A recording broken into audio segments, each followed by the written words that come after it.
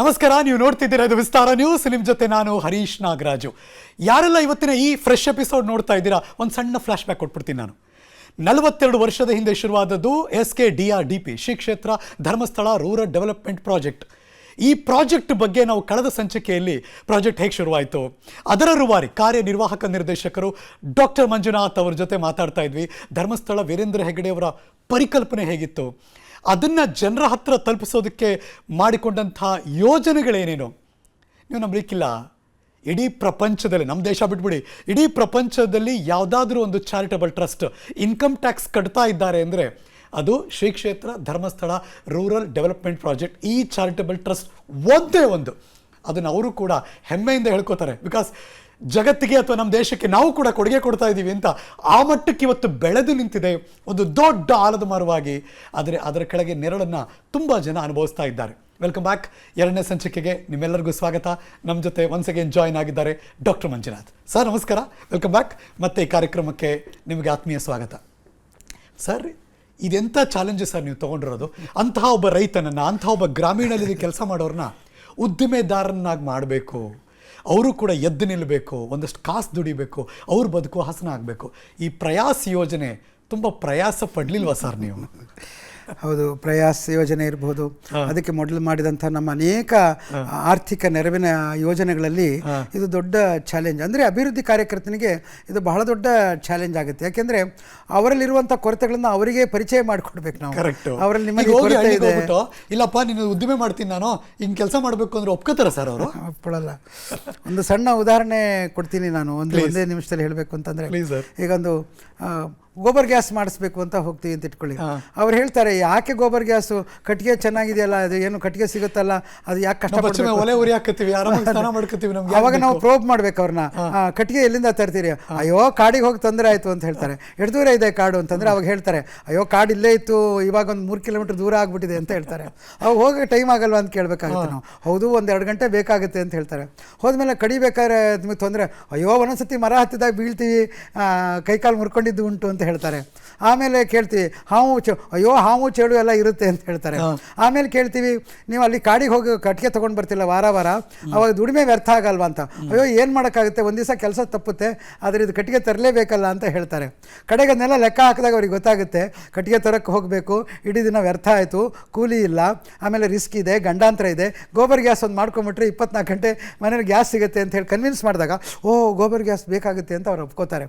So ಹಾಗೆ ಅಭಿವೃದ್ಧಿಯಲ್ಲಿ ನಿನಗಿರ್ತಕ್ಕಂಥದ್ದು ಕೊರತೆಗಳೇನು ಅಂತೇಳಿ ತಿಳುವಳಿಕೆ ಮಾಡಿಕೊಟ್ಟು ಆ ಕೊರತೆಗಳನ್ನು ತುಂಬಿಸ್ಕೊ ಜೀವನ ಮಾಡುವಂತ ಹೇಳುವಂಥದ್ದು ಇದೆಯಲ್ಲ, ಅದು ಮೊದಲ ಚಾಲೆಂಜ್ ಸರ್. ಈ ಬೇಸಿಗೆ ಕಾಲದಲ್ಲಿ ಅದರಲ್ಲೂ ಕೂಡ ಬರ ಬಂದಂಥ ಈ ಸಂದರ್ಭದಲ್ಲಿ ಒಂದು ಸೀರಿಯಸ್ ನೋಟ್, ನಿಮಗೊಂದು ಪ್ರಶಂಸೆ ಕೊಡಲೇಬೇಕು. ಬಿಕಾಸ್ ಶುದ್ಧ ಕುಡಿಯುವ ನೀರಿನ ಒಂದು ದೊಡ್ಡ ಅಭಿಯಾನವನ್ನೇ ಮಾಡೋಕ್ಕೆ ಶುರು ಮಾಡ್ತೀರಾ. ಹೇಗೆ ಅದರ ಪಾತ್ರ ಹೇಗಿತ್ತು ಸರ್? ಅದು ನಮ್ಮ ರಾಜ್ಯ ಒಂದು ಸ್ವಲ್ಪ ಅನ್ಫಾರ್ಚುನೇಟ್. 2012ರಿಂದ 2017 ನಾವು ಬರಗಾಲ ಅನುಭವಿಸಿದ್ವಿ. ಕರೆಕ್ಟು.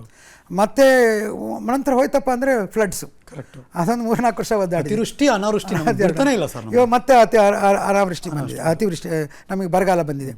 ಸೊ 2009ರಲ್ಲಿ ನಮ್ಮ ರಾಜ್ಯ ಅತ್ಯಂತ ಕುಡಿಯುವ ನೀರಿನಲ್ಲಿ ಗಡಸುತನ, ಫ್ಲೋರೈಡು, ಆರ್ಸೆನಿಕ್ಕು, ಕಂಟ್ಯಾಮಿನೇಷನ್ ಇದ್ದಂಥ ಪಂಜಾಬ್ ಬಿಟ್ಟರೆ, ಆಂಧ್ರ ಪ್ರದೇಶ ಬಿಟ್ಟರೆ 3ನೇ ಸ್ಥಾನದಲ್ಲಿ ಕರ್ನಾಟಕ ರಾಜ್ಯ ಇತ್ತು. ಏನಿದಕ್ಕೆ ಯಾರು ಜನರು ಇದ್ರ ಬಗ್ಗೆ ತಲೆಬಿಸಿ ಮಾಡ್ಕೊಂಡಿಲ್ಲ. ನೀವು ಉತ್ತರ ಕರ್ನಾಟಕದ ಕೆಲವು ಭಾಗಗಳಿಗೆ ಹೋದರೆ 30 ವರ್ಷದ ಹೆಣ್ಮಗಳು ಆಗಲೇ ಹಲ್ಲು ಬಿದ್ದಿದೆ, ಹಲ್ಲು ಕಪ್ಪಾಗಿದೆ, ಗಂಡಸಿರ್ಬೋದು ಹೆಂಗಸಿರ್ಬೋದು.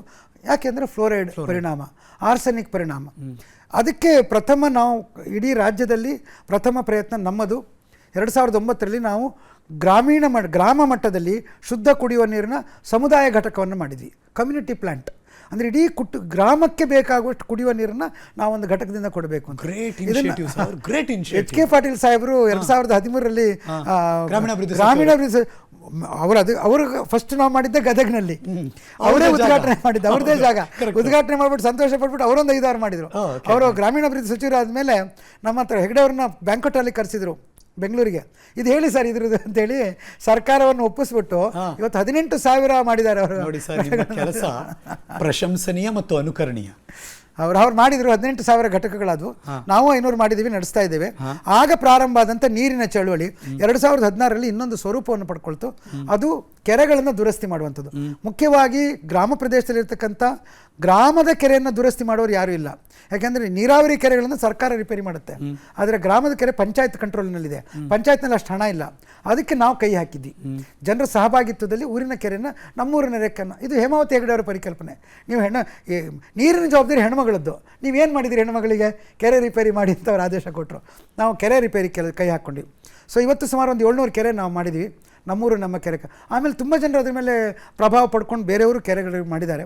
ಇವತ್ತು 700 ಕೆರೆ ಮಾಡಿದ್ವಿ. ಈಗ ನೀವು ಟಾರ್ಗೆಟ್ ಇಟ್ಕೊಂಡು ಕೆಲಸ ಮಾಡ್ತೀರಲ್ಲ, ಯಾವುದು ಎಡರು ತೊಡರುಗಳು ಅಡೆತಡೆ ಬರಲ್ಲ ಅಂತಲ್ಲ, but you will overcome that because ನಿಮ್ಗೆ ಆ ಆಲೋಚನೆ ಇದೆ ಮತ್ತು ಇದು ಹಿಂಗಾದ್ರೆ ಹಿಂಗೆ ಮಾಡಬೇಕು ಅನ್ನುವ ಮುಂದಾಳತ್ವನೂ ಇದೆ ನಿಮ್ಮಲ್ಲಿ.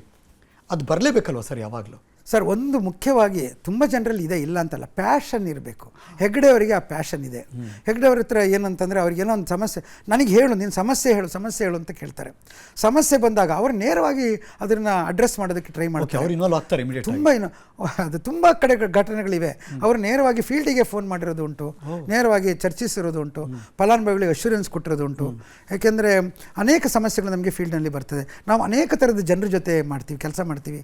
ಒಂದು ಫೀಲ್ಡಿಗೆ ಹೋದಾಗ ತುಂಬ ಥರದ ಜನರು ಸಿಗ್ತಾರೆ ನಮಗೆ. ಬೇರೆ ಬೇರೆ ಸಂಘಟನೆಗಳು ಸಿಗ್ತವೆ, ಎಲ್ಲರೂ ಒಗ್ಗೂಡಿಸ್ಕೊಂಡು ಹೋಗಬೇಕು. It's an inclusive programme. ನಾವು ಯಾರನ್ನು ವಿರೋಧಿಸ್ಕೊಂಡು ಕೆಲಸ ಮಾಡೋದಿಲ್ಲ.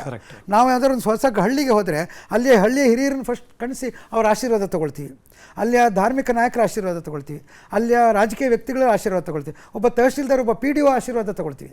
ಯಾಕೆಂದರೆ ನಮಗೆ ಎಲ್ಲರೂ ಇದೊಂದು ಪ್ರಯಾಣದ ಒಂದು ಭಾಗ. ಹಾಗಿರುವಾಗ ನಮಗೆ ಅನೇಕ ತೊಡರುಗಳು ಬರುತ್ತೆ. ಎಲ್ಲರೂ ನಾವು ಅದ್ರ ಭಾಗ ಅಂತ ತಿಳ್ಕೊಂಡಿರೋದ್ರಿಂದ ಅವ್ರು ಇದು ಮಾಡುತ್ತೆ, ಅದೆಲ್ಲಕ್ಕೂ ಅವರು ಸ್ಪಂದಿಸ್ತಾರೆ. ಸಿರಿ ಅನ್ನುವ ಒಂದು ಉತ್ಪನ್ನಗಳ ಒಂದೇನು ಬ್ರ್ಯಾಂಡ್ ಇದೆ, ಇದು ಹೇಗೆ ಗ್ರಾಮೀಣ ಜನರಿಗೆ ಅಥವಾ ಗ್ರಾಮಾಭಿವೃದ್ಧಿಗೆ ಒಂದು ದೊಡ್ಡ ಮಟ್ಟದಲ್ಲಿ ಆರ್ಥಿಕವಾಗಿ ಬಲ ತುಂಬ್ತಾ ಇದೆ? ಹೇಗೆ ನಡೀತಾ ಇದೆ ಸರ್ ಅದು? ಸಿರಿ ಧರ್ಮಸ್ಥಳ ಗ್ರಾಮಾಭಿವೃದ್ಧಿ ಯೋಜನೆ ಅಂಗಸಂಸ್ಥೆ 2003ರಲ್ಲಿ ಸ್ವರ್ಣ ಜಯಂತಿ ಗ್ರಾಮ ಸ್ವರಾಜ್ ಯೋಜನೆಯ ಒಂದು ಭಾಗವಾಗಿ ಮಾಡಿದಂಥ ಒಂದು ಕಾರ್ಯಕ್ರಮ. ಅಂದಿನ ದಿನದಲ್ಲಿ ಬಿಡಿ ಕಾರ್ಮಿಕರಿಗೆ ಉದ್ಯೋಗ ನಷ್ಟ ಆದಾಗ ಬಿಡಿ ಕಾರ್ಯಕ್ರಮಕ್ಕೆ ಪರ್ಯಾಯವಾಗಿ ಕೊಡಬೇಕು ಅಂತೇಳಿ ಪ್ರಾರಂಭಗೊಂಡಂಥ ಒಂದು ಕಾರ್ಯಕ್ರಮ. ಒಂದು ಟೈಮಲ್ಲಿ ಬಹಳ ಚೆನ್ನಾಗಿ ಬೆಳೀತು. ನಾವು ಬೀಡಿಗೆ ಪರ್ಯಾಯವಾಗಿ ಅಗರಬತ್ತಿಯನ್ನು ತರೋದಕ್ಕೆ ಟ್ರೈ ಮಾಡಿದ್ವಿ, ಬಹಳ ಅದ್ಭುತವಾಗಿ ಬೆಳೀತು. ಆದರೆ ಕ್ರಮೇಣ ಪ್ರತಿ ಇದರೊಳಗೂ ದಶಕದಲ್ಲಿಯೂ ಕೂಡ ಉದ್ಯೋಗಗಳು ಅವಕಾಶಗಳು ಬದಲಾಗ್ತವೆ. ಇವಾಗ ಅಗರಬತ್ತಿ ಅಂತಕ್ಕಂಥದ್ದು ಮೆಕನೈಸ್ಡ್ ಆಗಿಬಿಟ್ಟಿದೆ. ಬಟ್ ಅದಕ್ಕೋಸ್ಕರ ನಾವು ಪರ್ಯಾಯವಾಗಿ ಗಾರ್ಮೆಂಟ್ ತೆಗೆದುಕೊಂಡು ಮತ್ತು ಬೇರೆ ಬೇರೆ ರೀತಿಯ ಸಣ್ಣ ಸಣ್ಣ ಇದನ್ನು ತೆಗೆದುಕೊಂಡು ಇತ್ತೀಚಿನ ದಿನಗಳಲ್ಲಿ ನಾವು ಮಿಲೆಟ್ಸನ್ನು ಸಿರಿಧಾನ್ಯಗಳನ್ನು ತೆಗೆದುಕೊಂಡಿದ್ದೇವೆ. ಹಾಗಾಗಿ ಸಿರಿ ಧರ್ಮಸ್ಥಳ ಗ್ರಾಮಾಭಿವೃದ್ಧಿ ಯೋಜನೆಯ ಅಂಗಸಂಸ್ಥೆಯಾಗಿ, ಆದರೆ ಅಂದರೆ ನಾವು ಶೇರ್ ಹೋಲ್ಡರ್ ಆಗಿ, ಆದರೆ ಅದು ಸ್ವತಂತ್ರ ಸಂಸ್ಥೆಯಾಗಿ ಬೆಳೆಯೋದಕ್ಕೆ ನಾವು ಅವಕಾಶ ಮಾಡಿಕೊಟ್ಟಿದ್ದೀವಿ. It's a section 8 company.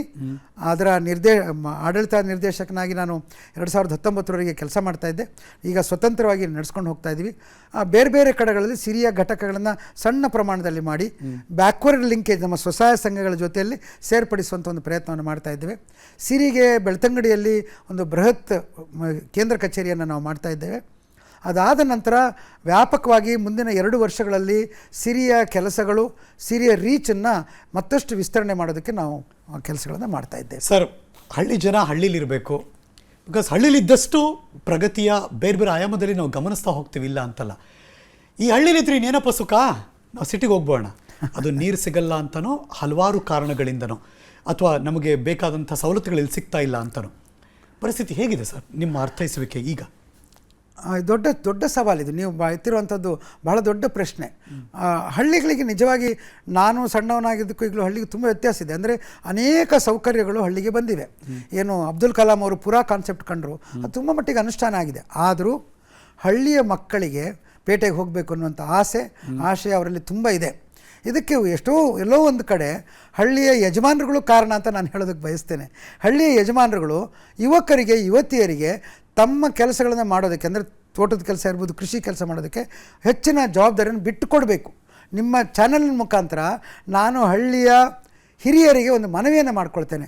ನೀವು ನಿಮ್ಮ ಮಕ್ಕಳು ಪೇಟೆಗೆ ಓಡಬಾರ್ದು ಅಂತಿದ್ದರೆ ನಿಮ್ಮ ಕೃಷಿಯ ಭಾಗವನ್ನಾಗಿ ನಿಮ್ಮ ಮಕ್ಕಳನ್ನು ಮಾಡಿಕೊಳ್ಳಿ. ನಿಮ್ಮ ಬೀಗದ ಕೈಯನ್ನು ನಿಮ್ಮ ಮಕ್ಕಳಿಗೆ ಕೊಡಿ, ಅವರಿಗೆ ಪ್ರಯೋಗ ಮಾಡೋದಕ್ಕೆ ಅವಕಾಶ ಮಾಡಿಕೊಡಿ. ಅವರಿಗೆ ಏನು ಟ್ರ್ಯಾಕ್ಟರ್ ತೊಗೊಳ್ಳೋದಕ್ಕೋ, ಅವರಿಗೆ ಬೈಕ್ ತೊಗೊಳ್ಳೋದಕ್ಕೋ, ಅವ್ರಿಗೆ ಒಳ್ಳೆ ಮೊಬೈಲ್ ತೊಗೊಳ್ಳೋದಕ್ಕೋ, ಕೃಷಿ ಮಾಡೋದಕ್ಕೋ ಅವಕಾಶ ಮಾಡಿಕೊಡಿ. ನಾನು ಒಂಚೂರು ಇಂಟರ್ವ್ಯೂನ್ ಆಗ್ತೀನಿ ಸರ್. ಮನಸ್ಥಿತಿ ಹೆಂಗಿರುತ್ತೆ ಹಳ್ಳಿ ಕಡೆಗಳು ಅಂದರೆ, ಬಿಡಪ್ಪ ನಾವು ಬರೀ ಉಳುಮೆ ಗಿಮೆ ಮಾಡ್ಕೊಂಡು ಬದುಕ್ತಾ ಇದ್ದೀವಿ, ನಿಮ್ಮ ಬದುಕು ಹಿಂಗೆ ಆಗಬಾರ್ದು, ನೀವು ಚೆನ್ನಾಗಿರಿ ಸಿಟಿಗೆ ಅಂತ ಹೇಳುವ ದೊಡ್ಡವರ ಮನಸ್ಥಿತಿ ಬದಲಾಗಿದೆ, ಬದಲಾಗುತ್ತೆ ಅಂತೀರಿ ಸರ್? ಬದಲಾಗಲೇಬೇಕು, ಇದು ಬದಲಾಗಲೇಬೇಕು. ನೀವು ಭಾಳ ಇದೊಂದು ಅತ್ಯಂತ ಸೂಕ್ಷ್ಮವಾದ ವಿಷಯವನ್ನು ಎತ್ತಿದ್ದೀರಿ. ಒಂದು ಕಡೆಯಿಂದನೇ ಹೇಳ್ತಿದ್ದೀರಿ ನೀವು ನಮಗೇನು ಲಾಭ ಇಲ್ಲ, ನೀನು ಹೊರಗಡೆ ಹೋಗು ಅಂತ. ಇನ್ನೊಂದು ಕಡೆಯಿಂದ ಲಾಭ ಇಲ್ಲದೆ ಇದ್ದವನಿಗೆ ನೀವು ಜವಾಬ್ದಾರಿಯನ್ನು ಕೊಡ್ತಾ ಇಲ್ಲ. ಹೌದು, ನೀವು ಕಡೆ ತಂಗ ನಿಂದು ಹಂಗೆ ಯಾಕೆ ಮಾಡ್ತೀವಿ ಬಿಡು, ಇದನ್ನೇನು ಭಾಳ ಆಗುತ್ತೆ ಬಿಡು, ಈ ರೀತಿಯ ಒಂದು ಉಡಾಫೆಯಲ್ಲಿ ಹಿರಿಯರು ನಿನ್ನ ಕೈಯಲ್ಲಿ ಆಗಲ್ಲ, ಇದು ಸಾಧ್ಯ ಇಲ್ಲ, ಇಟ್ ಈಸ್ ನಾಟ್ ಪಾಸಿಬಲ್. ಆದರೆ ಇವತ್ತು ಅನೇಕ ಮುಂದುವರೆದ ರಾಷ್ಟ್ರಗಳಿರ್ಬೋದು, ಏಷ್ಯಾದ ಅನೇಕ ರಾಷ್ಟ್ರಗಳು, ಥಾಯ್ಲೆಂಡ್ ತೆಗೆದುಕೊಳ್ಳಿ, ಇವತ್ತು ಶ್ರೀಲಂಕಾ ತೆಗೆದುಕೊಳ್ಳಿ, ಈ ರಾಷ್ಟ್ರಗಳು ಯಾಕೆ ಮುಂದೆ ಹೋಗಿವೆ ಅಂತಂದರೆ ಅವರು ಕೃಷಿಯಲ್ಲಿ ಇನ್ನೋವೇಷನ್, ವಿನೂತನತೆಯನ್ನು ತರೋದಕ್ಕೆ ಹಿಂಜರಿದಿಲ್ಲ, ಅವ್ರ ತಂತ್ರಜ್ಞಾನ ತರೋದಕ್ಕೆ ಹಿಂಜರಿದಿಲ್ಲ. ಇವತ್ತು ನಾವು ಇವತ್ತಿಗೂ ಕೂಡ ತಂತ್ರಜ್ಞಾನವನ್ನು ನಾವು ಕೃಷಿಯಲ್ಲಿ ಬಹಳ ಕಡಿಮೆ ತಂದಿದ್ದೇವೆ. ಅದು ಮಾಡಬೇಕಾಗಿದೆ. ಹಣವನ್ನು ನಾವು ತಂತ್ರಜ್ಞಾನಗಳಿಗೆ ಖರ್ಚು ಮಾಡಬೇಕಾಗಿದೆ. ಕನ್ಸರ್ವೇಟಿವ್ ಆ್ಯಟಿಟ್ಯೂಡನ್ನು ಬಿಡಬೇಕಾಗಿದೆ. ಬ್ಯಾಂಕಿನಲ್ಲಿ ಡಿಪಾಸಿಟೇ ಇಡೋದನ್ನು ಬಿಡಬೇಕಾಗಿದೆ. ಚಿನ್ನ ಮಾಡಿಸೋದನ್ನು ಕಡಿಮೆ ಮಾಡಬೇಕಾಗಿದೆ. ಚಿನ್ನದ ಬದಲಿಗೆ ಕೃಷಿ ಯಂತ್ರೋಪಕರಣಗಳಿಗೆ, ಕೃಷಿಯಲ್ಲಿ ವಿನೂತನತೆಗೆ ಕೈ ಹಾಕಬೇಕಾಗಿದೆ. ಇದಕ್ಕೆ ದೊಡ್ಡ ಬ್ಯಾರಿಯರು ಕೃಷಿಯನ್ನು ನಿಯಂತ್ರಣದಲ್ಲಿಟ್ಟುಕೊಂಡಿರ್ತಕ್ಕಂಥ ಹಿರಿಯರು. ಅವರು ಕಿರಿಯರಿಗೆ ಜವಾಬ್ದಾರಿಯನ್ನು ಕೊಟ್ಟಾಗ ಇದು ಬದಲಾವಣೆ ಸಾಧ್ಯ. ಇಲ್ಲದಿದ್ದರೆ ನೀವು ಹೇಳಬೇಕಾಗಿಲ್ಲ ಹೋಗು ಅಂತ, ಅವನೇ ಓಡಿ ಹೋಗ್ತಾನೆ. ಯಾಕೆಂದರೆ ಅಪ್ಪ ಮನೇಲಿ ದುಡ್ಡು ಕೊಡಲ್ಲ. ಹೌದು, ನಾನು ಇಲ್ಲಿದ್ದು ಎಂತ ಮಾಡೋಕ್ಕುಂಟು, ಹೊರಗಡೆ ಅಲ್ಲೋಗ್ಬಿಟ್ಟು ಪೆಟ್ರೋಲ್ ಬಿಟ್ಟರೆ ಅದರೊಳಗೆ ನನಗೆ ಅಟ್ಲೀಸ್ಟ್ ಇಷ್ಟಾರು ದುಡ್ಡು ಸಿಗುತ್ತೆ. ಈ ಒಂದು ಕಲ್ಪನೆ ಇವತ್ತು ಭಾಳ ಡೇಂಜರಸ್. ಇದು ನಮ್ಮ ರಾಷ್ಟ್ರಕ್ಕೆ ಇದು ಭಾಳ ದೊಡ್ಡ ದುರಂತ ಆಗ್ತಾ ಇದೆ. ಖಂಡಿತವಾಗಿ ಹಿರಿಯರು ಮನಸ್ಸು ಮಾಡಬೇಕು. ಯುವಕರು ಕೂಡ ಇಲ್ಲಪ್ಪ ನಾನು ವಿನೂತನತೆಯನ್ನು ತರಬೇತಿ ಎಲ್ಲ ಕಡೆ ಸಿಗ್ತಾ ಇದೆ. ಇವತ್ತು ಸ್ಕಿಲ್ ಕೌನ್ಸಿಲ್ ಇದೆ, ರೂಟ್ ಸೆಟ್ಗಳಿದ್ದಾವೆ, ಮತ್ತು ಎಷ್ಟು ವಿಶ್ವವಿದ್ಯಾಲಯ ಎಲ್ಲ ಇವತ್ತು KVKಗಳು ಎಷ್ಟಿದೆ, ಕೃಷಿ ವಿಜ್ಞಾನ ಕೇಂದ್ರಗಳು ಎಷ್ಟು ತಂತ್ರಜ್ಞಾನದಲ್ಲಿ ಸಿಗುತ್ತೆ. ಅದನ್ನು ಹೋಗಿ ಬಳಕೆ ಮಾಡಿಕೊಳ್ಳೋ ವಿದ್ಯಾರ್ಥಿಗಳು ಎಷ್ಟು ಜನ ಇದ್ದಾರೆ. ಆದರೆ ಅವ್ರಿಗೆ ಬದುಕಿಲ್ಲ, ಅದರಿಂದ ಉಪಯೋಗ ಇಲ್ಲ ಅಂತನ್ನುವಂಥ ಭಾವನೆ ಬಂದುಬಿಟ್ಟಿದೆ. ಉಪಯೋಗ ಮಾಡ್ಕೊಂಡವ್ರು ಲಕ್ಷಾಂತರ ಜನ ಇದ್ದರೆ ಅವ್ರ ಹತ್ರ ಹೋದವರು ಅಯ್ಯೋ ಅದು ಅವ್ರ ಕೈಯಲ್ಲಿ ಸಾಧ್ಯ ಆಗುತ್ತೆ, ನಮಗಾಗಲ್ಲ. ಈ ರೀತಿ ಒಂದು ನಿರಾಶಾವಾದ ಇದೆ. ಅದನ್ನು ನಿಲ್ಲಿಸಬೇಕು. ಯುವಕರು ವಿನೂತನತೆಯನ್ನು ಕೃಷಿಯಲ್ಲಿ ತಂದಾಗ ಖಂಡಿತವಾಗಿ ಕೃಷಿ ಲಾಭದಾಯಕ, ಅದರೊಳಗೆ ಅನುಮಾನವೇ ಬೇಡ. ನಾ ಇನ್ನೊಂದು ಸವಾಲಿನ ಪ್ರಶ್ನೆ ಕೇಳಬೇಕು. ಈ ಸರ್ಕಾರದ ಖಜಾನೆಯನ್ನು ತುಂಬಿಸುವ ಮಹತ್ತರ ಪಾತ್ರ ಈ ಅಬಕಾರಿ ಇಲಾಖೆಗೆ ಇರುತ್ತೆ ಸರ್. ಯಾವಾಗಲೂ ನಮ್ಮ ಜನನೂ ಹಂಗೆ ತುಂಬಿಸ್ತಾರೆ, ಅದು ಬೇರೆ ವಿಚಾರ, ಇಲ್ಲ ಅಂತಲ್ಲ. ನಂಗೆ ಗೊತ್ತಿಲ್ಲ ಮುಂದಕ್ಕೆ ನಿಮ್ಮ ಆನ್ಸರ್ ಏನಿರುತ್ತೆ ಅಂತ. ಆದರೆ ಧರ್ಮಸ್ಥಳ ವೀರೇಂದ್ರ ಹೆಗ್ಗಡೆ ಅವರ ಒಂದು ದೊಡ್ಡ ಕಲ್ಪನೆ ಮದ್ಯಕ್ಕೆ ಮುಕ್ತಿ ಕೊಡಬೇಕು. ಆ ನಿಟ್ಟಿನಲ್ಲಿ ಹಲವಾರು ಕಾರ್ಯಚಟುವಟಿಕೆ ನೀವು ಮಾಡ್ತಾ ಇದ್ದೀರಿ, ಇಲ್ಲ ಅಂತಲ್ಲ. ಪರಿಣಾಮಕಾರಿ ಅಂತ ಅನ್ನಿಸ್ತಾ ಇದೆಯಾ? ಅದನ್ನು ಹೊರಗೆ ಬರೆಸೋದಕ್ಕೆ ಸಾಧ್ಯತೆಗಳಾಗಿದೆಯಾ SKDRDP ಕೈಲಿ? ಬಹಳ ಒಂದು ಮುಖ್ಯವಾದ ಪ್ರಶ್ನೆ ಇದು. ಇವತ್ತು ನಮ್ಮ ದೇಶ ಯಾಕೆ ಬಡತನದಲ್ಲಿದೆ ಅಂತಂದರೆ ಬಡ ಜನರಲ್ಲಿ ದುರಭ್ಯಾಸಗಳು, ದುಶ್ಚಟ, ಮದ್ಯಪಾನ ಇರುವಂಥದ್ದು. ಇದು ನಾನು ಹೇಳಿರೋ ಮಾತಲ್ಲ, ಕಾರ್ಲ್ ಮಾರ್ಕ್ಸ್ ಹೇಳಿದ್ದಾನೆ, alcohol is the enemy of the working class ಅಂತೇಳಿ. ಮಹಾತ್ಮ ಗಾಂಧಿ ಅವರು ಹೇಳಿದ್ದಾರೆ, ಸಪ್ತ ವ್ಯಸನಗಳಲ್ಲಿ ಮೊದಲ ಮೆಟ್ಟಿಲೇ ಮದ್ಯಪಾನ, ಅದು ಮಾಡಿದರೆ ಮತ್ತೆ ಎಲ್ಲ ವ್ಯಸನ, ಎಲ್ಲ ಮೆಟ್ಟಿಲುಗಳು ಜಾರಿ ಹೋಗಿಬಿಡ್ತೀರಿ ನೀವು ಅಂತೇಳಿ ಮಹಾತ್ಮ ಗಾಂಧಿ ಅವರು ಹೇಳಿದ್ದಾರೆ. ಅವರು ಇಬ್ಬರು ಹೇಳಿದರೆ ವೀರೇಂದ್ರ ಹೆಗ್ಗಡೆ ಅವರು ಅದಕ್ಕೆ ಒಂದು ಹೋರಾಟಕ್ಕೆ ಕಲ್ಪನೆಯನ್ನು ಕೊಟ್ಟಿದ್ದಾರೆ. ಅದರ ವಿರುದ್ಧ ಒಂದು ಚಳುವಳಿಯನ್ನು, ಒಂದು ಸಂಘಟನೆ ಮಾಡುವಂಥ ಬಹಳ ದೊಡ್ಡ ಅವರ ವರ್ಚಸ್ಸನ್ನು ಪ್ರಾಣಕ್ಕಿಟ್ಟಿದ್ದಾರೆ. ಯಾರು ಅಪೋಸ್ ಮಾಡಲಿಲ್ಲ ಸರ್? ಭಾಳ ದೊಡ್ಡ ಅಪೋಸಿಷನ್, ಇದಕ್ಕೆ ಭಾಳ ದೊಡ್ಡ ಅಪೋಸಿಷನ್ ಬಂದಿದೆ. ಹೆಗ್ಗಡೆ ಅವರ ಮೂಲ ಆಪ್ತ ವಲಯದಲ್ಲಿ ಕೇಳುವಂಥ ಪ್ರಶ್ನೆ ಇದೆ, ಹೆಗ್ಗಡೆ ಅವರು ನೀವು ಎಷ್ಟೊಂದು ಒಳ್ಳೆ ಕೆಲಸ ಮಾಡಿದ್ದೀರಿ, ಇದು ಯಾಕೆ ಬೇಕಿತ್ತು ನಿಮಗೆ? ಕುಡುಕರನ್ನ ಕುಡಿತ ಬಿಡಿಸೋದು ನಿಮಗೆ ಯಾಕೆ ಬೇಕಿತ್ತು? ಇದನ್ನು ನಿಮಗೆ ಸುಮ್ಮನೆ ಇದ್ರೆ ಆಗೋದಿಲ್ವ ಅಂತ ಕೇಳಿದವರು. ಏನು ಅವ್ರ ಉತ್ತರ ಏನಿತ್ತು ಸರ್? ಅದಕ್ಕೆ ಅವ್ರು ಹೇಳ್ತಾರೆ, ಮಂಜುನಾಥ ವಿಷಕಂಠ, ಅವನು ವಿಷ ಕುಡಿದಿದ್ದಾನೆ, ಅವನ ಕೆಲಸ ಮಾಡುವವನು ನಾನು. ಇಂಥ ಒಂದು ದುರಭ್ಯಾಸವನ್ನು ತಪ್ಪದೇ ಇದ್ದರೆ ನಾನು ಅವನ ಸೇವಕನಾಗಿ ಏನು ಲಾಭ ಆದಂಗೆ ಆಯಿತು ಅಂತ ಹೆಗ್ಗಡೆ ಅವರು ಕೇಳ್ತಾರೆ. ಅದನ್ನು ನಾವು ಅಕ್ಷರಶಃ ಪಾಲಿಸಿದ್ದಾರೆ. ಇವತ್ತು ಜಗತ್ತಿನಲ್ಲಿ ಹೇಗೆ ಆ ಕಷ್ಟದ ಮೆಟ್ಟಿಲುಗಳನ್ನು ಹತ್ತಿದ್ರಿ ಸರ್? ಇದೊಂದು ಸಮುದಾಯದ ಚಳವಳಿಯಾಗಿ ಬೆಳೆಸಿದರು ಹೆಗ್ಗಡೆ ಅವರು. ಇದು ನನ್ನ ಚಳವಳಿ ಅಂತ ಬೆಳೆಸಲಿಲ್ಲ, ಇದು ನಿಮ್ಮ ಚಳವಳಿ ಅಂತ ಜನರಲ್ಲಿ ಬೆಳೆಸಿದರು. ಅದಕ್ಕಾಗಿ ಅವರು ಆ ಒಂದು ವಲಯದ ನಾಯಕರುಗಳನ್ನೇ ಮುಖ್ಯಸ್ಥರನ್ನಾಗಿ ತೆಗೆದುಕೊಂಡು ಅವರಿಂದ ಮುಂದುವರಿಸೋಕೆ ಬೆಂಬಲ ಕೊಟ್ಟರು. 96ರಲ್ಲಿ ಬೆಳ್ತಂಗಡಿ ತಾಲೂಕು ಮತ್ತು ನನಗೆ ಗೊತ್ತಿದ್ದಾಗೆ ಸೊಂಡೂರು ತಾಲೂಕು, ಬಳ್ಳಾರಿ ಜಿಲ್ಲೆ ಸೊಂಡೂರು ತಾಲೂಕು, ಎರಡು ಮದ್ಯಮುಕ್ತ, ಸಾರಾಯಿ ಮುಕ್ತ ತಾಲೂಕುಗಳನ್ನಾಗಿ ಘೋಷಣೆ ಮಾಡಿದರು ನಮ್ಮ ಕರ್ನಾಟಕ ಸರ್ಕಾರ 96ರಲ್ಲಿ. 2 ವರ್ಷದಲ್ಲಿ ಅದು ಬಿದ್ದೋಯ್ತು, ಯಾಕೆಂದರೆ ಅವರಿಗೆ ಅದು ನಿರ್ವಹಣೆ ಮಾಡೋಕ್ಕಾಗಲಿಲ್ಲ. ಅವಾಗ ಹೆಗ್ಗಡೆಯವರು ವಾಪಸ್ ತಗೊಳ್ಳಿ ಅಂತ ಹೇಳಿದರು. ಆಮೇಲೆ ಮನಃಪರಿವರ್ತನೆಗೆ ನಾವು ಕೈ ಹಾಕಿದ್ವಿ. ಮನಃಪರಿವರ್ತನೆ ಅಂದರೆ ವ್ಯಸನಿಯ ಮನಃಪರಿವರ್ತನೆ, ವ್ಯಸನಿಯ ಕುಟುಂಬದ ಮನಃಪರಿವರ್ತನೆ, ಗ್ರಾಮದ ಮನಃಪರಿವರ್ತನೆಯನ್ನು ನಾವು ಕೈ ಹಾಕಿದ್ವಿ. ಆನಂತರ ದಿನಗಳಲ್ಲಿ ವ್ಯಸನಕ್ಕೆ ಮುಕ್ತಿ ಕೊಡೋದಕ್ಕೆ ಮಂಜುನಾಥ ಸ್ವಾಮಿಯ ಒಂದು ಆಶೀರ್ವಾದ.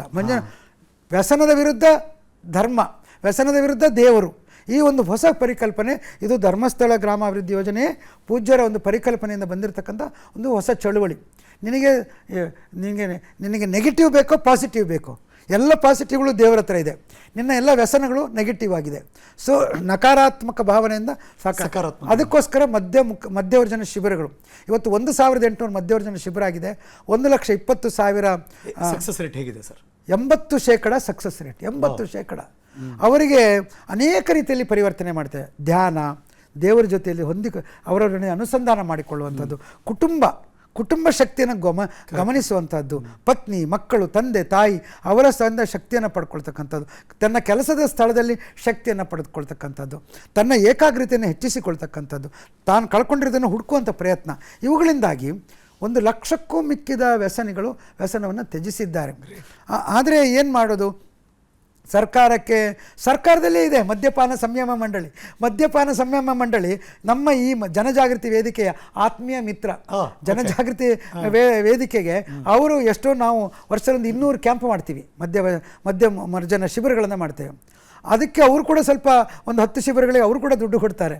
ಯಾರೋ ಮದ್ಯಪಾನ ಸಂಯಮ, ಅವ್ರಿಗೆ ಗೊತ್ತಿದೆ ಜಾನಾಮಿ ಧರ್ಮಂ, ಅವರಿಗೆ ನಚಮೇ ಪ್ರವೃತ್ತಿ, ಅವರಿಗೆ ಮಾಡೋದಕ್ಕಾಗೋದಿಲ್ಲ. ಆದರೆ ವೀರೇಂದ್ರ ಹೆಗ್ಗಡೆ ಅವರು ಮಾತ್ರ ಭಾಳ ಗಟ್ಟಿಯಾಗಿ ನಿಂತಿದ್ದಾರೆ. ಬಹುಶಃ ಅವರ ವರ್ಚಸ್ಸಿನಿಂದಾಗಿ ಕರ್ನಾಟಕ ರಾಜ್ಯದ ಎಲ್ಲ ಜಿಲ್ಲೆಗಳಲ್ಲಿ ಒಂದು ಜನಜಾಗೃತಿ ವೇದಿಕೆ ನಿರ್ಮಾಣ ಆಗಿದೆ. 10,000 ಜನ, ಅವರಿಗೆ ಸಂಬಳ ಸಿಕ್ಕೋದಿಲ್ಲ. ಅವರಲ್ಲಿ ಡಾಕ್ಟರ್ಗಳಿದ್ದಾರೆ, ಇಂಜಿನಿಯರ್ಗಳಿದ್ದಾರೆ, ದೊಡ್ಡ ಗೌರ್ಮೆಂಟ್ ಅಫಿಷಿಯಲ್ಸ್ ಇದ್ದಾರೆ. But they are all committed to this cause of ಈ ಮದ್ಯಪಾನ ಮುಕ್ತ ಸಮಾಜ ನಿರ್ಮಾಣ ಆಗಬೇಕು ಅಂತ. ಇದು ಎಲ್ಲರಿಗಿಂತ ದೊಡ್ಡ ಹೊಡೆತ ಕೊಡುವಂಥದ್ದು ವರ್ಕಿಂಗ್ ಕ್ಲಾಸ್ಗೆ ತುಂಬ ನಷ್ಟ ಆಗುತ್ತೆ. ಮತ್ತು ವರ್ಕಿಂಗ್ ಕ್ಲಾಸ್ನಲ್ಲಿ ಆ ಒಂದು ಓಪನ್ನೆಸ್ ಇರೋದ್ರಿಂದ ಅವರು ಹೆಂಡತಿಯರನ್ನು ಕೇರ್ ಮಾಡಲ್ಲ, ಮಕ್ಕಳನ್ನ ಕೇರ್ ಮಾಡಲ್ಲ, ಅದರಿಂದ ಇಡೀ ಕುಟುಂಬ ನಾಶ ಆಗುತ್ತೆ. ಒಬ್ಬ ವ್ಯಸನಿಯ ಮಗ ಶಾಲೆಗೆ ಹೋಗೋದಕ್ಕೆ ಹಂಚ್ಕೊಳ್ತಾನೆ, ನಾಚ್ಕೊಳ್ತಾನೆ. ಒಬ್ಬ ವ್ಯಸನಿಯ ಮಗಳು, ಅವಳು ತಾನು ಇಂಥವ್ರ ಮಗಳು ಅಂತ ಹೇಳೋದಕ್ಕೆ ಇಷ್ಟಪಡೋದಿಲ್ಲ. ವ್ಯಸನಿಯ ಹೆಂಡತಿ ಮದುವೆಗೆ ಮನೆಗೆ ಹೋಗೋದಿಲ್ಲ. ಕೇಳ್ತಾರೆ, ಏನು ಕುಡ್ತಾ ಬಿಟ್ಟನಾ ನಿನ್ನ ಮಗ ಅಂತ ನಿನ್ನ ಗಂಡ ಅಂತ ಕೇಳು. ಅವ್ರು ವ್ಯಸನಿಯ ಹೆಂಡತಿ, ಅವಳು ದೇವರಾಲ್ ಖಿನ್ನತೆಯಿಂದ ಬಳಲ್ತಾರೆ. ನಿಜ ಅರ್ಥದಲ್ಲಿ ನಿಮಗೊಂದು ಸಾರ್ಥಕತೆ ಅಲ್ವ ಸರ್ ಇವೆಲ್ಲ? ಬಹಳ ದೊಡ್ಡ ಒಂದು ಪ್ರಯತ್ನ ಇದು, ಬಹಳ ದೊಡ್ಡ ಪ್ರಯತ್ನ. ಸರ್ಕಾರಗಳು ಇದ್ರ ಬಗ್ಗೆ ಹೆಚ್ಚು ಗಮನ ಕೊಡಬೇಕು. ನನ್ನ ದೃಷ್ಟಿಯಲ್ಲಿ ಬಹಳ ಪರಿಣಾಮಕಾರಿಯಾಗಿದೆ. ಯಾಕೆಂದರೆ ನನ್ನಲ್ಲಿ 10,000 ಜನ ವಾಲಂಟಿಯರ್ಸ್ ಇದ್ದಾರಲ್ಲ, ದೊಡ್ಡ ಗಣ್ಯರು. ನಾವು ಹೆಗ್ಡೆ ಅವರು ಕರೆದ್ರೆ 10,000 ಜನ ಬರ್ತಾರೆ ಧರ್ಮಸ್ಥಳಕ್ಕೆ. ಇದೊಂದು ದೊಡ್ಡ ಚಳುವಳಿ, ಒಂದು ಪ್ರಾರಂಭ. ಕ್ರಮೇಣ ಸಮಾಜದಲ್ಲಿ ಇದೊಂದು ಬದಲಾವಣೆ ಬರಬೇಕಾಗಿದೆ. ವ್ಯಸನಕ್ಕಿಂತ ಘೋರವಾಗಿ ಇವತ್ತು ಮೂಡ್ತಾ ಇರುವಂಥ ಡ್ರಗ್ಸ್, ಇದೆರಡರ ಬಗ್ಗೆ ಭಾಳಷ್ಟು ಅರಿವು ಮೂಡಬೇಕಾಗಿದೆ. ಅದಕ್ಕೆ ಇಂಥ ಸಂಘ ಸಂಸ್ಥೆಗಳು ಸೇರಿಕೊಳ್ಬೇಕಾಗಿದೆ. ಈ ಅರಿವು ಮೂಡಿಸೋದ್ರಲ್ಲಿ ನಾವು ಭಿನ್ನಾಭಿಪ್ರಾಯ ಇರಬಾರ್ದು. ನಮ್ಮಲ್ಲಿ ನಾವು ಎಲ್ಲರೂ ಸೇರಿಕೊಳ್ಬೇಕು. ಎಷ್ಟೊಂದು ಕಷ್ಟ ಜನಕ್ಕೆ ಅರ್ಥ ಮಾಡ್ಸೋಕ್ಕಾಗಲ್ಲ ಅಂದದ್ದು ಈಗ ವಿಮೆ ವಿಚಾರಕ್ಕೆ ಬಂದರೆ ಅದನ್ನು ಕೂಡ ತಲುಪಿಸೋದಕ್ಕೆ ಎಷ್ಟೆಲ್ಲ ಹರಸಾಹಸ ಪಟ್ಟಿದ್ದೀರಿ ಸರ್. ಅಷ್ಟು ಈಸಿಯಾಗಿ ಅರ್ಥ ಆಗಲ್ಲ ಸರ್ ನಮ್ಮ ಹಳ್ಳಿ ಜನಕ್ಕೆ. ಹೌದು, ವಿಮೆ ಕೂಡ ನಮ್ಮ ಬಹಳ ದೊಡ್ಡ ಯಶಸ್ಸಿನಲ್ಲಿ ಒಂದು. ಈ ಆರೋಗ್ಯ ವಿಮೆ ಮುಖ್ಯವಾಗಿ ಇವತ್ತು ನನಗೆ ತುಂಬ ನೋವು ಅನಿಸೋದು ಅಂತಂದರೆ, ಇವತ್ತು ಒಂದು ಸತಿ ನಾವು ಸಣ್ಣ ವಿಷಯಕ್ಕೆ ಹಾಸ್ಪಿಟ್ಲಿಗೆ ಹೋದರೆ 25,000, 50,000, ಇವತ್ತೊಂದು ಹೆರಿಗೆ ಖರ್ಚು, ನಾರ್ಮಲ್ ಡೆಲಿವರಿ 30,000, 40,000 ಅಂತೆ. ಅನೇಕ ಮುಂದುವರೆದ ರಾಷ್ಟ್ರಗಳು ಇದನ್ನು ಗಮನದಲ್ಲಿಟ್ಕೊಂಡ್ಬಿಟ್ಟು they have made health insurance compulsory. Health insurance ಇಲ್ಲದೆ, ನಾನು ಮೊನ್ನೆ ದುಬೈಗೆ ಹೋಗಿದ್ದೆ. ದುಬೈಗೆ ಹೋಗೋದಕ್ಕೆ ವೀಸಾ ಸಿಗೋದಕ್ಕೆ health insurance was compulsory. I was there for only 48 hours. But Dubai ರಾಷ್ಟ್ರದ ಹೆಲ್ತ್ ಇನ್ಶೂರೆನ್ಸ್ ಕವರ್ ತೊಗೊಳ್ಳದೆ ನನಗೆ ವೀಸಾ ಸಿಕ್ಕೋದಿಲ್ಲ. ಅಲ್ಲಿ ಆರೋಗ್ಯ ವಿಮೆ ನಾನು ಮಾಡ್ಕೊಂಡು ಹೋಗಬೇಕು. ಅದು ಎಷ್ಟೋ ಆರೋಗ್ಯ ವಿಮೆ ಮಾಡಿಕೊಟ್ರು ನಾನು ಹೋಗಿ ಬಂದೆ. ಹಾಗೆ ಇವತ್ತು ವಿಮೆ ನಮಗೆ ದೊಡ್ಡ ರಕ್ಷಕ. ಆದರೆ ಬಡ ಜನರಿಗೆ ಅವ್ರು ನೋಡೋದು ನಾಳೆ ನೋಡಲ್ಲ, ಅದು ಯಾರ್ದು ನೋಡಲ್ಲ. ನನಗೆ ಆರೋಗ್ಯವಾಗಿದ್ದೀನಲ್ಲ, ನನಗೆ ಯಾಕೆ ವಿಮೆ, ನೆಕ್ಸ್ಟ್ ಇಯರ್ ಏನಾಗುತ್ತೆ ಅಂತ ಅವ್ರು ಯೋಚನೆ ಮಾಡಲ್ಲ. ಆದರೆ ಈ ವಿಮೆ ಅನ್ನುವಂಥದ್ದು ನನ್ನ ಪ್ರಕಾರ ಸಮುದಾಯ ಕೊಡುವ ರಕ್ಷಣೆ. ಇವತ್ತು ನಾನು ನನಗೋಸ್ಕರ ವಿಮೆ ಮಾಡ್ತಾ ಇಲ್ಲ, ನನ್ನ ಗ್ರಾಮಸ್ಥರಿಗೋಸ್ಕರ ವಿಮೆ ಮಾಡ್ತೇನೆ. ಗ್ರಾಮಸ್ಥರಲ್ಲಿ ಯಾರಿಗೆ ಅನಾರೋಗ್ಯ ಆದರೂ ಕೂಡ ನನ್ನ ವಿಮೆ ಅವರಿಗೆ ಉಪಯೋಗ ಆಗಲಿ. ನೀನು ವಿಮೆ ಮಾಡ್ಕೊಂಡಿದ್ದೆ, ನಾನು ವಿಮೆ ಮಾಡ್ಕೊಂಡಿದ್ದೆ. ಇವತ್ತು ನಾನು ಆರೋಗ್ಯವಾಗಿದ್ದೀನಿ, ನಿನಗೆ ಅನಾರೋಗ್ಯ ಬಂದಿದೆ, ಇದು ನನ್ನಿಂದ ಕೊಟ್ಟಂಥ ಹಣ ನಿನಗೆ ಉಪಯೋಗ ಆಗುತ್ತೆ. ಸೊ ವಿಮೆ ನನ್ನ ದೃಷ್ಟಿಯಲ್ಲಿ it is A mutual assistance. ಆದ್ದರಿಂದ ಇದು ಬಹಳ ದೊಡ್ಡ ಕಷ್ಟ. ನಾನಿವತ್ತು ಕರ್ನಾಟಕ ರಾಜ್ಯದಲ್ಲಿ ಇವತ್ತು ಸುಮಾರು 60 ಲಕ್ಷ ಸದಸ್ಯರು ವಿಮೆ ಮಾಡಿಸಿದ್ದಾರೆ. ಸಣ್ಣ ರೀತಿಯ ವಿಮೆ ಮಾಡಿಸಿದ್ದಾರೆ, ದೊಡ್ಡ ರೀತಿಯ ಅವ್ರು ದುಡ್ಡು ಕೊಟ್ಟಿದ್ದಾರೆ. ಅದಕ್ಕೆ ಇವತ್ತು ನನ್ನಲ್ಲಿರುವಂಥ ಆರೋಗ್ಯ ವಿಮಾ ಕಾರ್ಯಕ್ರಮಕ್ಕೆ 20,000 ರೂಪಾಯಿನ ಸೌಲಭ್ಯ ಕೊಡ್ತೇನೆ ಗಂಡ ಹೆಂಡತಿಯರಿಗೆ. ಅದಕ್ಕೆ 299 ರೂಪಾಯಿ, ಅಂದರೆ 1% ಫೀಸ್ನಲ್ಲಿ ದೊರೀತಾ ಇದೆ. ಅತ್ಯಂತ ಕಡಿಮೆ ರೇಟು, ಮೋಸ್ಟ್ ಕಾಂಪಿಟೇಟಿವ್. ನನ್ನ ಸಂಪೂರ್ಣ ಸುರಕ್ಷಾ ಯೋಜನೆಗೆ 6 ಜನರಿಗೆ 1,20,000 ರೂಪಾಯಿನ ಸೌಲಭ್ಯ ಕೊಡ್ತೀವಿ. ಅದಕ್ಕೆ ಇವತ್ತು 6,700 ರೂಪಾಯಿ ಪ್ರೀಮಿಯಮ್ ಇದೆ. Even then it is a very reasonable premium. 22 ವರ್ಷದಿಂದ SKDR DPಲಿ ಇದ್ದೀರಿ. ಕಾರ್ಯನಿರ್ವಾಹಕ ನಿರ್ದೇಶಕರಾಗಿದ್ದೀರಿ. ಇಷ್ಟು ಯಶಸ್ಸಿನ ಹಾರ್ಡ್ ವರ್ಕು ಅದೆಲ್ಲವನ್ನು ಕೂಡ ಒಂದು ಟೀಮ್ನ ತೆಗೆದುಕೊಂಡು ಹೋಗ್ತಾ ಇದ್ದೀರಿ. 46,000 ಜನ ಎಂಪ್ಲಾಯೀಸ್ ಇದ್ದಾರೆ. ನನ್ನ ಇವತ್ತಿನ ಕಾರ್ಯಕ್ರಮದ ಕೊನೆಯ ಪ್ರಶ್ನೆ, ವಾಟ್ ನೆಕ್ಸ್ಟ್? ಇಷ್ಟು ದಿವಸ ನನಗೆ ಬಹಳ ಉತ್ಸಾಹ ಇತ್ತು. ಏನಂತಂದರೆ ಇನ್ನೂ ಹೊಸ ಪ್ರದೇಶ ಇದೆ, ಅನ್ಕಾನ್ಕರ್ಡ್ ಟೆರಿಟರೀಸ್ ಇದೆ ಅನ್ನುವಂಥ ಭಾವನೆ ಇತ್ತು. ಹೊಸ ಜಿಯೋಗ್ರಾಫಿಕಲ್ ವಿಸ್ತಾರ ಇರ್ಬೋದು ಅಥವಾ ಜನರನ್ನು ತಲುಪುವಂಥದ್ದು ಇರ್ಬೋದು. ಇದು ಕರ್ನಾಟಕ ರಾಜ್ಯವನ್ನು ನಾವು ಕವರ್ ಮಾಡ್ಕೊಂಡಿದ್ದೀವಿ. So it is reached we have reached all nook and corners of Karnataka. ವಿಸ್ತಾರ ಕಂಪ್ಲೀಟ್ ಆಗಿ ಹೋಗಿದೆ, ವಿಸ್ತಾರವಾಗಿದೆ ಈಗ. But this project we require to take it to other parts of the country. ಹಾಗಾಗಿ ಪಾರ್ಟ್ನರ್ಶಿಪ್ಸನ್ನು ನಾವು ನೋಡ್ತಾ ಇದ್ದೀವಿ. ಒಂದು ಧರ್ಮಸ್ಥಳ ಗ್ರಾಮಾಭಿವೃದ್ಧಿ ಯೋಜನೆ ಅಲ್ಲ, ಒಂದು ಅಭಿವೃದ್ಧಿಯ ಯೋಜನೆಯಾಗಿ ಆ ರಾಷ್ಟ್ರದ ಬೇರೆ ಬೇರೆ ಕಡೆಗಳಲ್ಲಿ ಇಂಥ ಈಕ್ವಲ್ ಪಾರ್ಟ್ನರ್ಸ್, ನನ್ನದೇ ಆದಂಥ ಪ್ಯಾಷನ್, ಪೂಜ್ಯ ವೀರೇಂದ್ರ ಹೆಗ್ಗಡೆ ಅವರ ಕನಸುಗಳನ್ನೇ ಕಟ್ಕೊಂಡಿರ್ತಕ್ಕಂಥ ಸಂಘಟನೆಗಳು, ಸಂಸ್ಥೆಗಳಿದ್ದರೆ ಅವರ ಜೊತೆಯಲ್ಲಿ ಪಾರ್ಟ್ನರ್ಶಿಪ್ ಮಾಡಿ ನಮ್ಮ ತಂತ್ರಜ್ಞಾನ, ನಮ್ಮ ಟೆಕ್ನಾಲಜಿ, ನಮ್ಮ ಏನು ಪ್ರೋಸೆಸ್ಸಸ್ಸು ಅವರಿಗೆ ನಾವು ಉಚಿತವಾಗಿ ಕೊಡ್ತೇವೆ. ಅವ್ರ ಜೊತೆ ನಿಂತ್ಕೊಂಡು ಕೆಲಸ ಮಾಡಬೇಕು ಅಂತ ಇಟ್ಕೊಂಡಿದೆ. ಇತ್ತೀಚೆಗೆ ನಾವು ತಮಿಳುನಾಡಿನಲ್ಲಿ, ಹರಿಯಾಣದಲ್ಲಿ, ಅದೇ ರೀತಿ ಉತ್ತರ ಪ್ರದೇಶದಲ್ಲಿ, ಒಂದು ಪಶ್ಚಿಮ ಬಂಗಾಳದಲ್ಲಿ, ಅಸ್ಸಾಂನಲ್ಲಿ ಸಣ್ಣ ಸಣ್ಣ ಸಂಸ್ಥೆಗಳ ಜೊತೆಯಲ್ಲಿ ಸಣ್ಣ ಸಣ್ಣ ಒಪ್ಪಂದಗಳನ್ನು ಮಾಡ್ಕೊಂಡಿದ್ದೇವೆ. ಮಣಿಪುರದಲ್ಲಿ ನಾನೊಂದು ಒಪ್ಪಂದವನ್ನು ಮಾಡ್ಕೊಳ್ಬೇಕು ಅಂತಿದ್ದೇನೆ. ಸೊ ಈ ಸಣ್ಣ ಸಣ್ಣ ಸಂಸ್ಥೆಗಳ ಜೊತೆ ಸೇರಿಕೊಂಡು ನಾವು ನಿಂತುಬಿಟ್ರೆ ಮುಗೀತು ಕತೆ.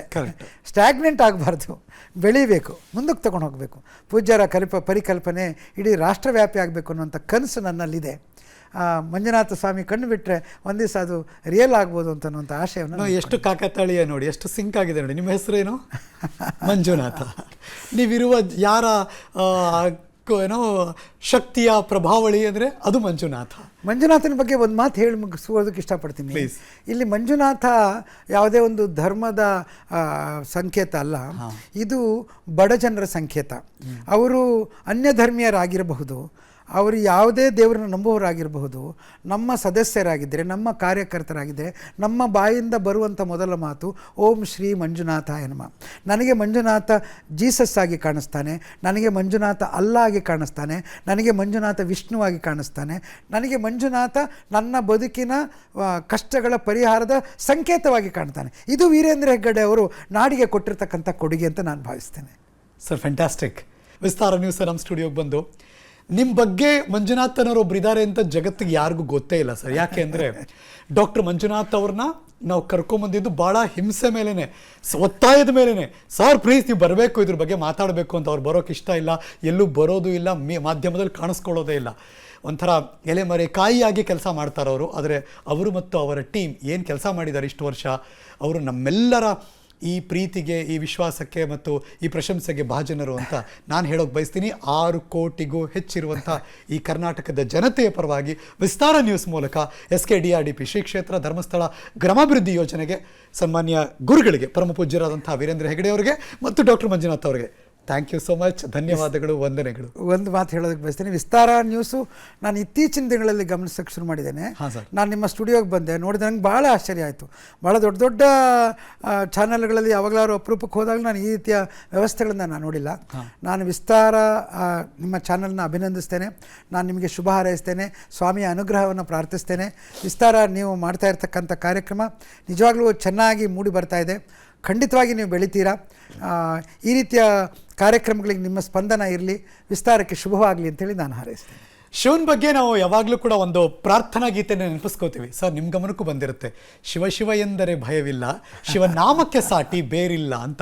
ಶ್ರೀ ಕ್ಷೇತ್ರ ಧರ್ಮಸ್ಥಳ ಗ್ರಾಮಾಭಿವೃದ್ಧಿ ಯೋಜನೆ ಇದೆಯಲ್ಲ, ಅದಿದ್ದರೆ ಯಾವುದೇ ಭಯ ಇರಲ್ಲ.